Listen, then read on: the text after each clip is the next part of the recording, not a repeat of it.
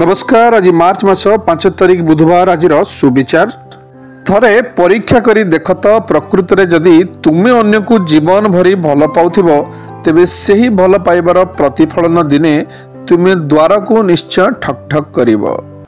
भगवान कहिसेंती तुमे काहाकू दुख देई मो पाखरु सुखर आशा रख नाही। आउ जदि काहाकू मुहूर्तक पई खुशी देइछ तेबे तुमे तुम दुखर चिंता कर नाही।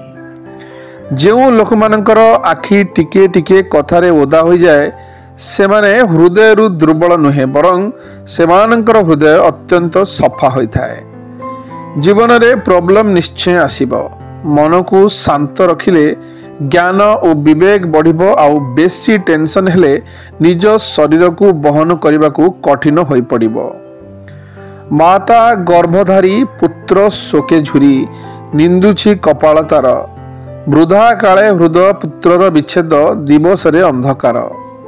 आजिर दुनिया रे एही राण नियम सबु मिछ होता है कारण से ही सबुठु अधिक राण खाई थाए जे सबुठु अधिक मिछ कही थाए। अंधार घर सबुदिन अंधार न थाए दिने ना दिने आलुओ जले। परिस्थिति देखी विचलित हुअंतु नहीं। इम्पॉसिबल को पॉसिबल करिया पई जेतेबेले जिद बनी जीवो ना सेतेबेले इम्पॉसिबल भी तम निकट रे आसी हार मानि जीवो।